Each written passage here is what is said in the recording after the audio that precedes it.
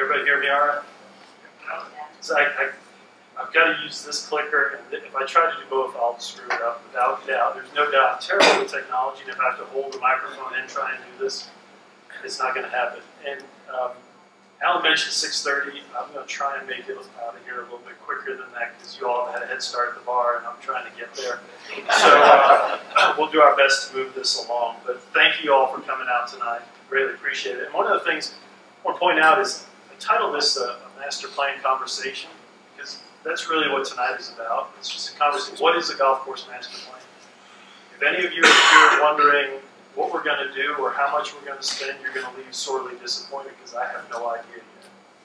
Just getting to learn the golf course, been here for the last 2 days and sort of taking notes, mapping, walking around, and really trying to understand where we are. This is really the first step in the entire process. There'll come a time sometime later this year where I'll be back and we'll talk about specifics and details and what we're proposing. And I'm going to talk tonight about how we get to that point, how ultimately we come back to you with hopefully what we think will be a great golf course master plan for Savannah Golf Club.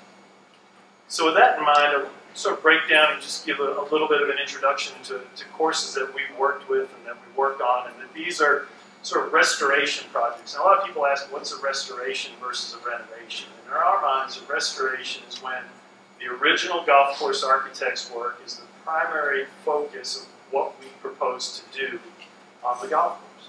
So if it's Donald Ross Golf Course, we're going to try and put back Donald Ross. If it's an A.W. Tillinghast Golf Course, we're going to put back Tillinghast, George Thomas, et cetera, et cetera. Their original design concepts and principles adapted to the modern game, because obviously the game's changed dramatically since they built those golf courses, are ultimately what are going to drive the recommendations that we come back and make to the membership. So when you look at courses that are in that restoration category, we've been very, very fortunate to work at these places. That's a picture of the North Course at Los Angeles Country Club, the 8th hole, part of the Barranca system that George Thomas had wound his golf course in and around and through. You all get to know that golf course a lot better in 2023 when it hosts the U.S. Open for the first time at Los Angeles Country Club, so we're really proud of that. Alex had mentioned some of the work that we've done on FedEx Cup courses, but we're also very fortunate that we've got coming years, next year at Wingfoot, God, it's hard to believe it's next year already. The U.S. Open will be on the West Course in 2022. The U.S. Open will be at the Country Club in Brookline in 23. It'll be at Los Angeles Country Club. So we'll be the consulting architect for 3 of the next 4 U.S. Opens, which we're really very excited about. Then we get to renovation projects. And what is a renovation? Now, a renovation is when you take some of what the original architect did and you keep it, or you feel comfortable enough that there wasn't an architectural lineage that was important enough to go ahead and try and be true in a restorative fashion. So basically it gives you creative license. It allows you for us to interject what we think is an appropriate alteration or change to the original design in order to improve it, make it better in our opinion, or certainly bring it up to speed with the modern game. So when you look at some of these golf courses that we've worked on, the South Course at Los Angeles Country Club. So the North is the championship, the South is the shorter of the 2 golf courses. Basically redid the entire golf course. Vineyard Golf Club up on Martha's Vineyard. Pinehurst number 4, which this is a photograph of, just recently opened up in September. TPC Boston that was hosted for the Deutsche Bank, which is now the EMC Classic, which was part of the FedEx Cup. Obviously Trump Doral, we'll skip politics for right now, and we're very fortunate also to be doing a renovation of a golf course in Donegal in Ireland. So these are golf courses that have more of our fingerprints, more of our touch and our thought process as to what we think constitutes a better golf course and a better use of an existing course renovated. And then these are golf courses where we're currently in the master plan process. So they're further along than you all are, but they have gone through the similar steps that I'm going to talk about here in a few minutes. So we've got both the upper and the lower course at Baltimore. We've got Oakland Hills South Course, which this is a photograph of. Another Donald Ross Golf Course, which both of those projects are slated for construction next year. So 2020 we'll have South Course and the lower course at Baltimore under construction. Burning Tree Club, Colonial Country Club in Fort Worth, which hosts the tour event, and then Royal Sydney Golf Club in Australia. So these courses, some of them are restorations, some are renovations. But but they're going through this entire process that we'll go ahead and describe starting about now. So if you look through step by step, this is a photograph of Aronimink after the Donald Ross restoration, putting the bunkers back the way the configuration that he had in the golf course. We start off with the initial site visits to compile notes. So some of you who have been out here the last 2 days have seen me out walking around, pacing greens, marking off areas, looking at the putting surfaces, both for quality of slope and contour, but also potential for expansion, where we might ultimately pick up some new hole locations, but really just studying and figuring them out. Then, if you saw me out there today, I was walking, pacing back and forth, looking at trees, looking at bunkers, looking at tees, looking at all of the components that go into the golf hole. So, the way we do this is I will come out sometimes with an associate, but I'll always be here taking these notes and evaluating and walking through the entire golf course to come up with the ultimate master plan that we're going to present to a master plan committee. So every single club has this small committee. I can't overemphasize the word small, but a very small committee that works with us to come up with what is the best golf course master plan. Because there's no way on earth I will ever get to know Savannah Golf Club as well as anybody in this room. It's just not going to happen. I'm not going to play here day in and day out. I'm not going to be a member. I'm not going to be a member for 40 years like some of you are. You guys will understand this and understand the golf course in ways that I'll never appreciate. And as a result, that's why we bring this committee in. And the committee is comprised of different constituencies in the club so that I can learn what their experiences are at Savannah Golf Club.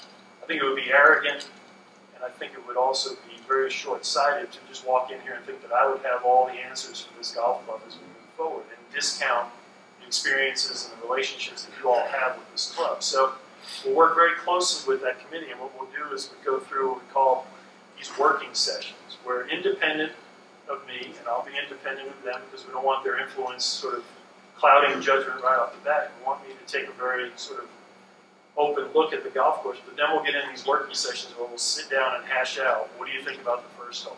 Okay, if you did that, the membership would quit, you never will build this golf course. It would never get off first base because the membership loves this and that. And we'll just basically force trade and work our way through 9-hole increments. We'll go out and walk the golf holes, talk about it, point at that tree, point at that bunker, this could move here, this fairway contour could go in that direction. And when those meetings are over, I'll ask the committee to sit independent of me because sometimes people are a little more bashful when I'm in the room and literally look at it and say, okay, what do we really think about this?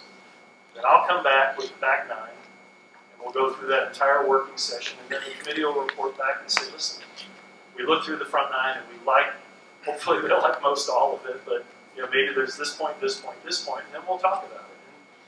Ultimately, you've hired us to be the final arbiter of what should be the best thing for this club, but trust me, I will definitely take to heart any concerns that the committee has or anything where they felt like I've stepped over the bounds or stepped over some areas that don't necessarily, that the members won't appreciate. So as we go through these working sessions, then we ultimately come up with what is the golf course master plan. And then that master plan is taken from this committee. Some plugs the governance model, it goes to the Green Committee next, and then ultimately to the board. The board hopefully approves it at that level, and then once we're all finished with those steps, we ultimately come back to you with a presentation of the final master plan to the membership.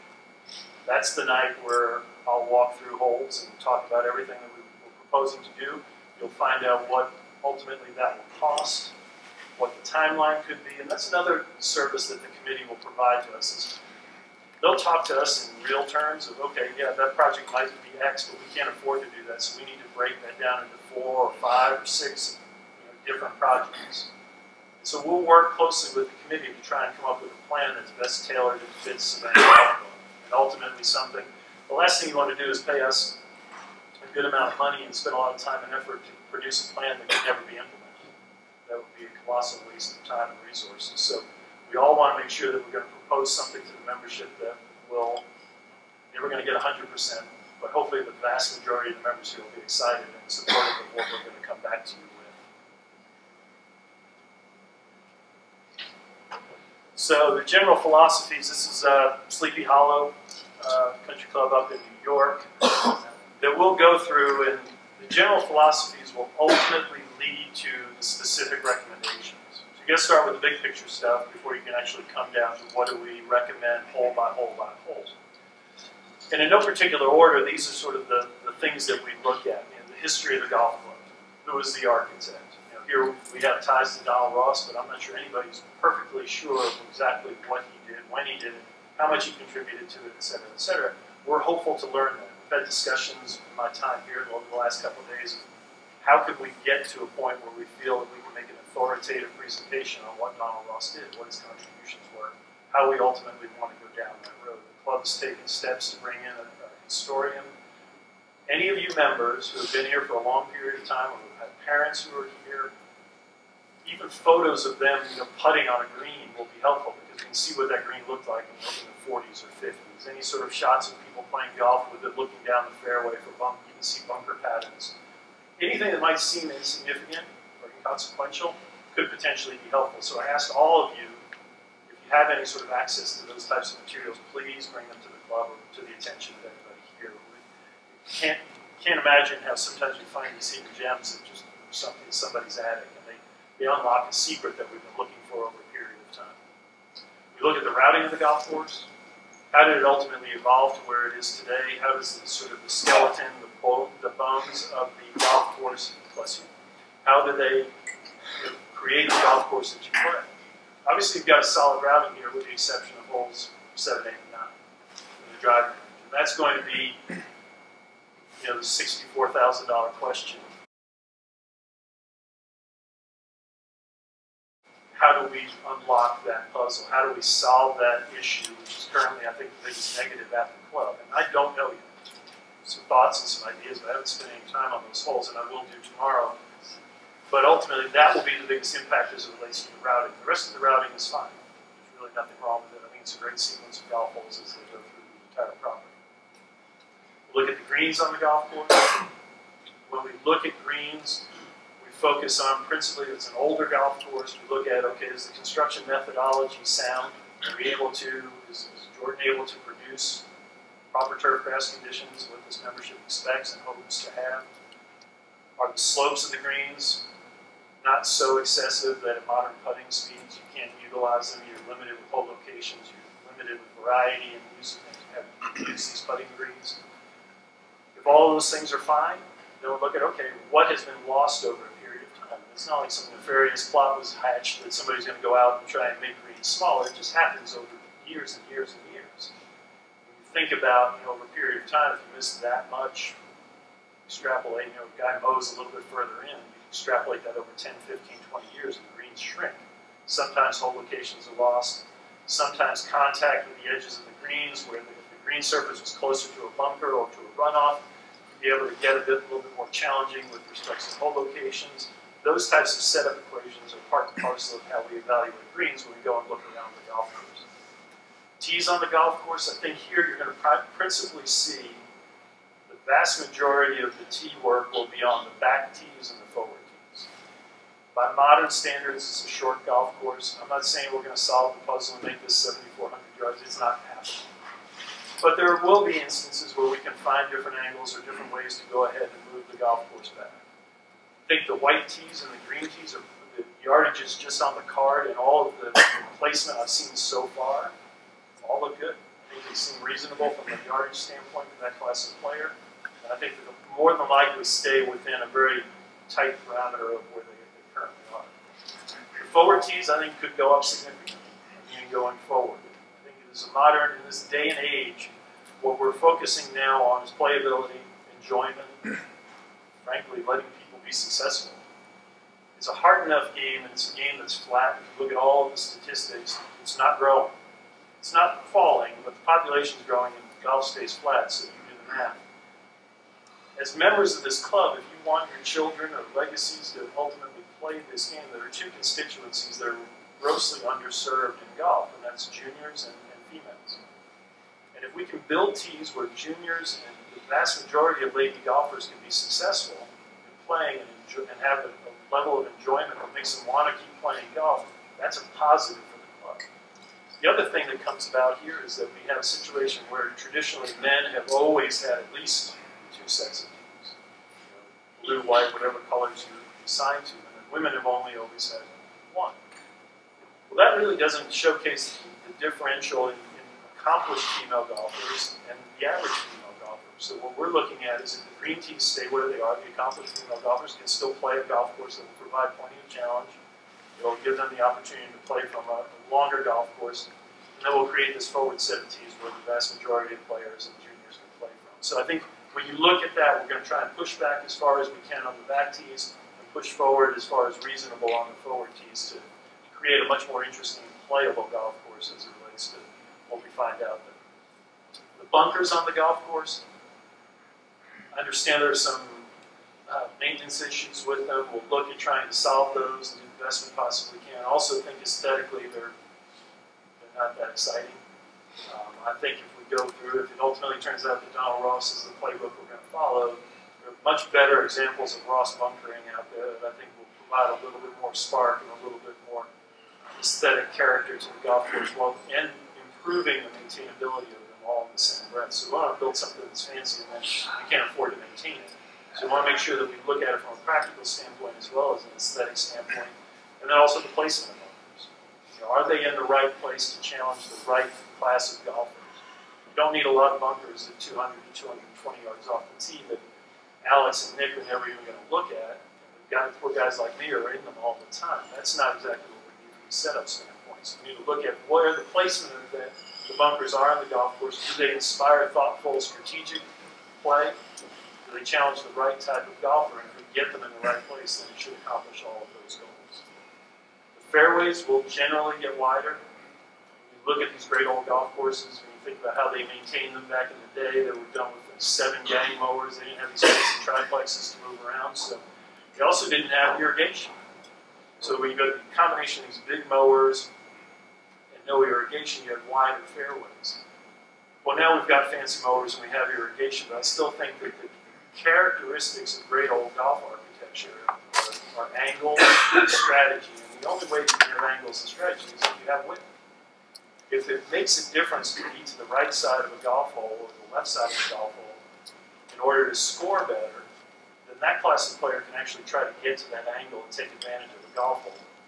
The rest of us, the average golfer, are just happy to have wider fairways. We're probably going to mess up the second shot anyway. But it's one of those situations where it works to everyone's advantage. It creates, you're going to hear me talk a lot about when I come back about the thought process behind the setup of a golf course. You can have the flexibility in the setup either by lengthening or shortening your golf course and then having bigger greens where you can change the whole locations, and then you've got wider angles that make sense. That's great golf course architecture. You have that in your bones here. It's just a question of dusting it off and kind of restoring it and putting it back in front of the membership. Natural advantages of the site, actually I should say unnatural advantages of the site, because the mounding here is unlike anything I've ever seen on the golf course. And that, in my mind, that's the calling card for Savannah Golf Club. And I think we need to look at how they're constructed, how they're maintained, or maybe not maintained, ultimately what they look like from a presentation standpoint, and use them to the greatest advantage to set apart Savannah Golf Club from a lot of other golf courses in the Southeast. And I'm excited. The more I explore them, the more I see them. I really think that we're going to be able to do some great things with the mountain. Trees is where I always get in trouble with memberships. People think I'm a tree hater. I am absolutely not. But I have to look at, people look at trees from a very subjective standpoint, some dare I even say emotional, romantic. And we have to come in and look at it from more of an objective standpoint. And we've created 5 criteria that we use. I know that sounds very sterile, but when we go through a golf course, we evaluate the golf course with the trees based on these criteria. In no particular order, the history. Was the golf course originally tree-lined? Were trees an integral part of that original design from the golf course architect? Aesthetics. You have big old beautiful trees. You do here. You've got some of the most beautiful live oaks I've ever seen, and then you've got some palm trees kind of growing up into the side of them, or some magnolias that are planted too close to them. Those aesthetic advantages of sort of addition by subtraction, by removing trees and highlighting the real true specimens, I think is a positive. See, I've drawn on and on and on, and it just shut down. So when you get to the point of aesthetics, it's also what do you see when you look through a property? You know, if you've got walls of trees, hole after hole after hole, and you're not seeing anything adjacent to you, you're not seeing what's running alongside of you, I think opening up vistas through a property, seeing the mounds, seeing other golf holes, seeing other golfers, I think is a good part of golf course architecture and certainly presentation of a golf course. Click it. Sorry, I went to the wrong slide. That's all right. Good. Thank you for getting that back. Here we go. Playability. From an architect's standpoint, playability is probably the most important one, and one that we look at from the standpoint of, okay, how do trees impact golf holes? I mean, trees as quote-unquote hazards do not differentiate between quality, most times do not differentiate between quality of players. I could get behind a tree, and Alex could get behind a tree, and we could probably both chip back out into the fairway with the same degree of precision, maybe not quite the same, but close enough. But if the tree's not there, and he's trying to get into a green, over a bunker, out of rough, he can show off his skill set, where I'm going to get myself in more trouble. And golfers, every single one of us, if we're forced to do something, in my mind, that becomes defensive golf. It's not that exciting, it's not that interesting. But left to our own devices as golfers, we always think we're better than we are. We're always going to try and pull off that golf shot. And 9 times out of 10, we put ourselves in worse trouble than if we're just something dictates to us that we have to play a golf hole in a certain fashion. So from a playability standpoint, trees lend some positive attributes, but not always. Safety. It's a tight, old golf course. Sometimes you need trees to separate golf holes, separate golf features. But trees aren't the be-all, end-all. Yelling 4 is an admission of an errant shot. We don't want to do it unless we have to. And if we're firing a ball into an adjacent fairway over trees and we can't see anybody there, that in my mind is less safe than if you can see somebody and alert them to a ball coming in that direction. And every single one of us hit that shot, we're falling backwards, and you know, ricochets and balls coming here, there, and everywhere. So they can have an impact on safety, and a positive one, but not always. And then the final one, I say in no particular order, but really the most important one is economy. When you have trees and grass side by side, it's not a fair fight. Trees take everything grass needs to live and thrive, air, light, and water. They do a much better job of it. Think of it. The root structure of a live oak versus the root structure of a grass plant. It's no contest. So at a club like this, when you have expectations of a certain level of conditioning, and you have an excellent golf course superintendent who can provide you with those levels, sometimes very difficult decisions have to be made as it relates to trees. And in my opinion, this is where I get in trouble. It doesn't sound nice, but it's the truth. Trees have to lose in that battle.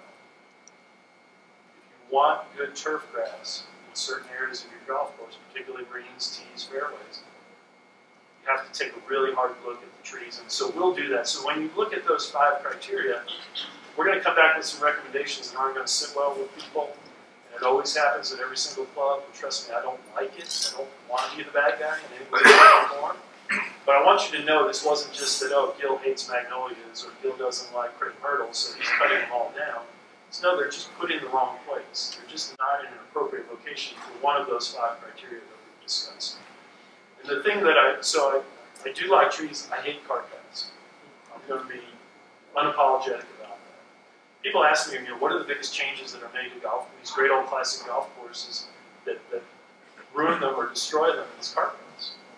It's trying to figure out how do you get the cart path into an area without squeezing it into an area that's in play or without breaking up what was intended to be a walking game and a walking golf course. It was without breaking up that flow through the entire property. So we're going to take a hard look at cart paths. I understand they're a necessary evil in certain instances.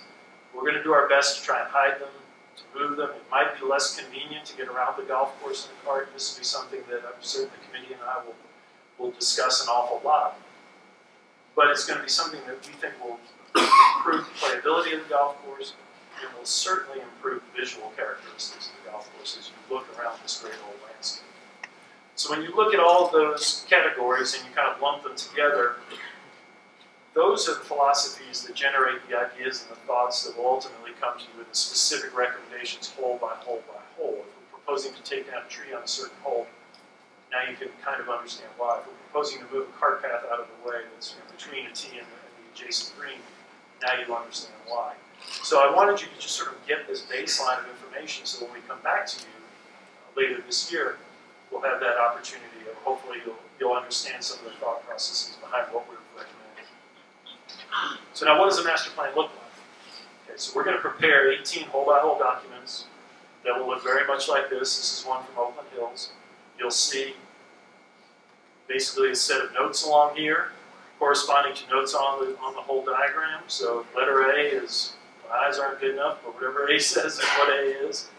B, and then basically move your way all the way down through the golf hole. Anything that has color in it is a proposed change. So you can see here at Oakland Hills, we're proposing to widen the first fairway. Anything that's a dashed line, which if you can see them, they're sort of dashed in bunkers here. These bunkers are to be removed and shifted. This is a bunker to be restored. The red lines are all the trees to be removed that have grown into the line of play since Ross built the golf course. So you'll have 18 hole-by-holes like this for Savannah Golf Club, where you'll be able to sit down and look. You can take them out on the golf course. You can go all the way through it. These are the documents that I'll present to the committee. So when we have our working sessions, they'll be working off of these. We'll walk hole by hole, and we'll talk about every single recommendation or thought that we have. And then when the committee comes back to us, we'll make alterations. We'll take some off, or we'll add whatever we feel like we need to do. So you'll have 18 of those. Then you'll have a full-scale plan for the entire golf course. And this is what Pinehurst number 4 looked like when we put it back together. So showing the golf holes as we envisioned them, the routing. This was done in the style of Donald Ross. If you look at his original plan for Pinehurst number 4, the color scheme's the same, the drawings are the same. Again, depending on how much we think Ross was involved here, we'll probably produce something again that'll feel old and historic and mimic more the style of Ross. And if you make this work. So this is actually, we stole this from William Flynn and Donald Ross. So back when they were preparing their designs, mainly for new golf courses, not for restorations, they created these exact same sheets. And we thought it was a great way to lay them out. So we've been doing this for 25 years and it's worked terrific. So I don't want to take too much credit for them because Ross and Flynn did it, but they really are a nice composition. If you go through it, every square is 10 yards, so you can kind of figure out where everything is. This would be the green expansion down here, so we're proposing to expand the screen 4 feet in that direction, 6 feet there. Each of these boxes is 10 feet, so you can really, don't try to build a golf course with these, but they at least give you a good sense of where we are in the field and where we're headed. So you'll have that plan, those, and then we'll ultimately get down to a budget and timeline. And this is a budget from an unnamed golf course, it has nothing to do with, so don't even think, don't take any pictures or put it up because it has nothing to do with you, but just to show you really there's a lot that goes into putting together a budget and a timeline. There's a schedule set up, there's all these different line items. Ultimately what we'll do is we'll ask a contractor that we have good faith in to prepare kind of a dummy bid, not an actual bid, but a bid that'll give us a good sense of where they might ultimately be on this project. So we can come back to you with realistic numbers instead of what we think. We feel pretty good that this is a good conservative estimate of where we ultimately might be with this golf course master plan. So those are, as they say in the design business, the deliverables as to what a golf course master plan looks like. We're excited to be involved here. As Alex said, Tracy and I love Savannah. We just had the best time when we were here. We rented a house right off of Forsyth Park. We loved walking around the city. It was just one of the best times we've had anywhere we've lived. And I've had a lot of members thank me for being here. I just want to thank you. It gives us a chance to work on a great old golf course in a place that we truly love, and hopefully we're going to spend a lot of time in the future. So, it's definitely our privilege to be here. And with that, I will shut up and ask if somebody bring you some water. Are you planning to redo the sand traps so that they drain effectively, consistently, so that the staff doesn't have to spend hours and hours and hours raking, and then it rains to get through the whole same thing again? Yes, we will. We'll certainly work with Jordan and work with the committee. I think those are sorts of things that, over the last 2 days, the bunkers look great to me. As I mentioned before, I don't see them when it rains 3 inches in 2 hours. So those will be things that will be brought to our attention. They already have been brought to our attention. So I think we'll certainly work to to solve that. There are a lot of liners available now. There's better drainage. There are ways to drain the putting surfaces away from the bunker edges to try to, so they don't collect a lot of water all the time. So we'll be cognizant of that and work hard to try and improve that situation.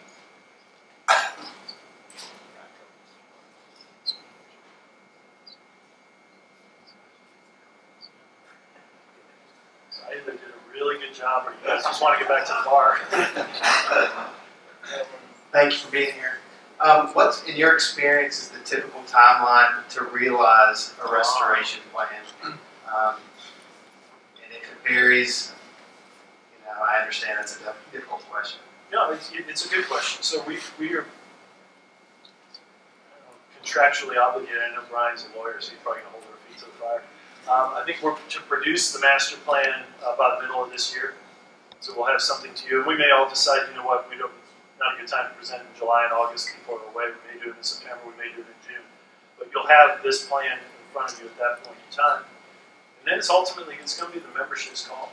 It's going to be what can you afford to do? What are the priorities? And we'll identify priorities through this process. And part of it will be there'll be some of a break on that from our standpoint and saying, listen, it makes no sense to do 6 bunkers a year for 10 years because by the time you finish the last one, you've got to rebuild the other ones. And the cost isn't, and the efficiency isn't effective. So we'll work with the club to try and say, listen, if you can't bite it all up in one shot, how can we effectively break it down into segments that are palatable from a financial standpoint, and from a disruption standpoint from the membership, palatable from our schedule, because I still get on a bulldozer and still am involved in shaping, so time is difficult. You know, we need to work with our schedule as well. But most clubs break it down into 2 9-hole segments. Clubs that can't go that way, I mean, it would be really difficult to do less than 6 and 6 and 6. I mean, that would be sort of the bottom, and then other clubs just bite it all off. The expectation is that there'll be a fairly significant amount of work on holes 7, 8, 9 in the driving range. So that may be its own separate project, you know, just depending on what we come back with. So that would be the only wild card in the thing, is that maybe the disruption and the costs associated with that scale project might make that a 3-hole project in a driving range instead of 6 holes or 9 holes.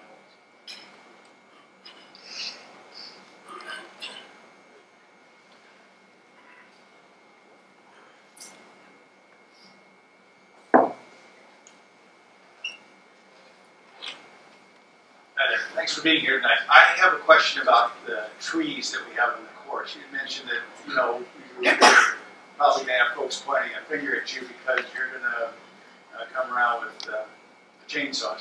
The question I have is, you know, we have a lot of live oaks here that are hundreds and hundreds of years old, and I suppose some of them are going to be sacrificed. But for the most part, do you have it in mind that those need to be protected and looked after? Yes, absolutely, and I should have mentioned that, because part of the tree program isn't necessarily always cutting. Sometimes it's, you know, I'm not a big believer in replacement trees. I think when a tree comes down, that's when you replace it. Because if you put it 20 yards away, it never really replicates. And I preach patience as it relates to tree replacement. I so far have not visualized, unless it becomes an agronomic issue that Jordan and I talk about, any of the live oaks coming down. I mean, they're so spectacular, and I think, you know, the other thing I was worried about is there's some trees that are growing up in and amongst those trees, and when you take those down, how do you do it without damaging the live oaks? And then also, by taking them down, you change the wind effects and you create a situation. So I think we would definitely need to get an arborist in here whenever we're working along or around the live oaks, and I would expect there's plenty of them with all the live oaks in the city that you would have, you know, access to people who have a good degree of expertise around it. So we would definitely want to do whatever we can to protect those trees. Jordan's been terrific ever since he got here. I've been one of his biggest fans. I had some troubles or issues in the beginning because he was what I thought was going to be was a fairly aggressive attack on a lot of the trees. I'm not an arborist or a tree expert of any kind, but when I started to understand more what his goal was and the result of that work, it it's really been a definite improvement in the club. You've got sightlines and visual from the clubhouse, for example, out to the rest of the course that we just never had here. It's made it, really quite a lot better. So kudos to Jordan, and I'm looking forward to your work. There, you walk around today. I don't know if you saw it. There's a live oak on 18 that some of us might be familiar with. I don't know if you saw that, but I don't know. Maybe you could put a bug in somebody's ear to do something about that one. I have big time trouble on 18.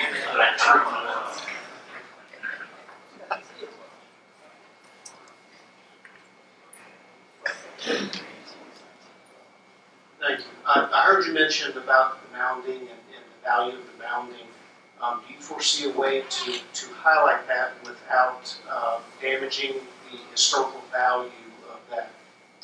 Yeah, I think the things that I'm most interested in, and I haven't come to any conclusions, certainly whatever we recommend or even discuss will need to be clear with the committee and also with Jordan, because I don't make sure I understand how to maintain them. But I'm fascinated by the mounds that have no turf on them, that kind of, oak mulch and pine straw, and they're just very more natural. We never do anything to manipulate the contour or the topography of the mounds, but perhaps the condition of the mounds and what's on them would be an opportunity to make things a little bit, provide a focal point for the golf course that, like I said, that doesn't exist anywhere else.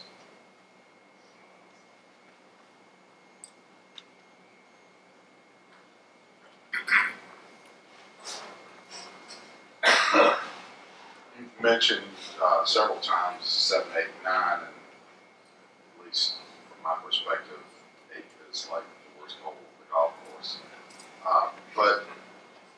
And some people may know better than me, but I believe that 8 and 9 and the range were built on a previous landfill. And if that is the case, does that have any impact on how you would redesign those holes? So we'd have to get with the local engineer. So ultimately, whatever they allow us to do is what we'll be able to do.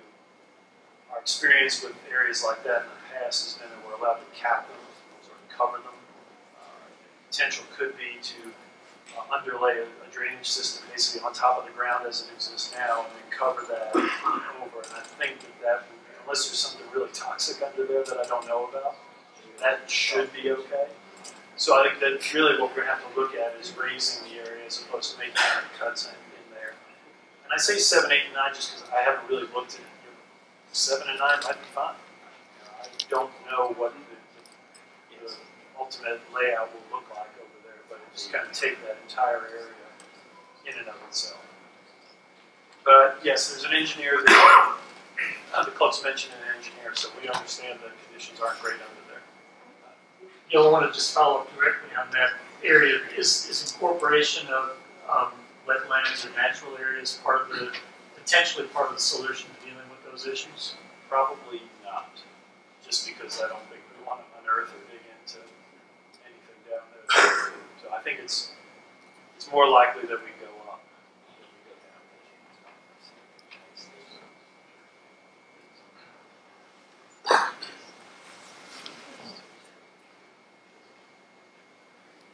First and foremost, thanks so very much for taking this project on. I think there's an immense amount of enthusiasm, starting with this gentleman over here who's smiling like a Cheshire cat. I wanted to just highlight a comment that you made that I think is hugely important. David and I are members of Chevy Chase in Washington. Of course, I know you know well. And the opportunity to reduce the number of tees and provide greater opportunity for our younger members and children is huge, and also I think to allow for some flexibility for women players at varying levels. As Alex knows, this is a subject near and dear to my heart, and while I wasn't sure what the presentation would be, I'm just pleased that that is going to be something that the whole membership considers. I think it'll help with speed of play And if that's not an incentive, then I think you'll have happier housewives at home if there's just women as well. So thank you for that.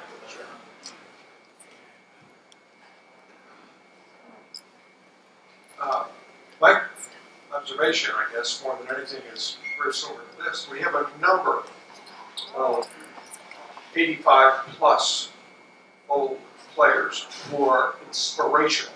I'm going to tell you, as a relatively new player in the game of golf.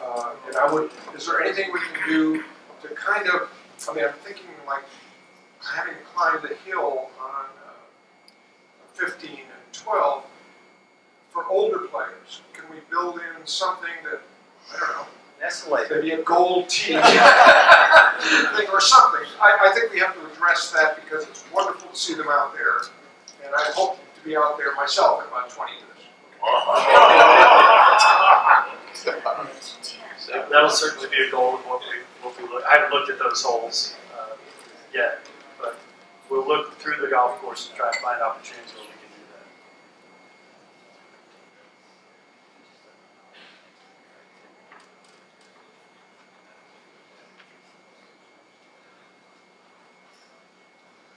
This is a practical question.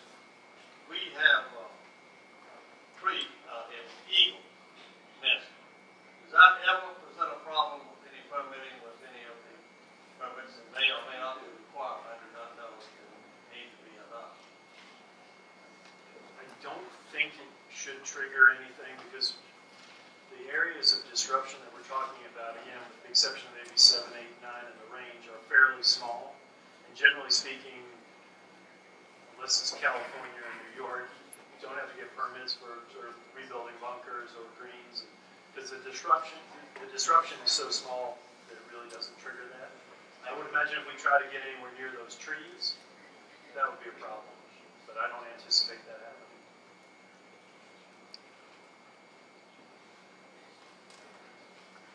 What's the biggest departure you see from our current layout from the original Ross design or Ross elements you've seen on other courses?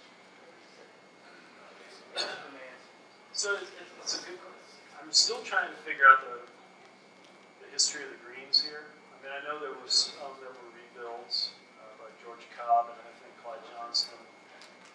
Got an awful lot of greens that are shaped like a letter T, which is not Ross. So I'm kind of a little bit baffled by those and when they became part of the golf course. Other than that, I think the use of the mounds is really quite interesting. And the bunkering is what I've observed so far is fairly spare in his use of bunkers, or at least somebody wasn't. There's not a ton of them on the golf course, but the ones that are out there are fairly well placed. So I think that'll be something that'll be a guiding light. We won't come back and say, hey, we want to put 130 bunkers on this golf course in order to toughen it up. I think we'll stick with that game plan of utilizing more of the landforms in the mounds and the greens to be the true challenge of the golf course.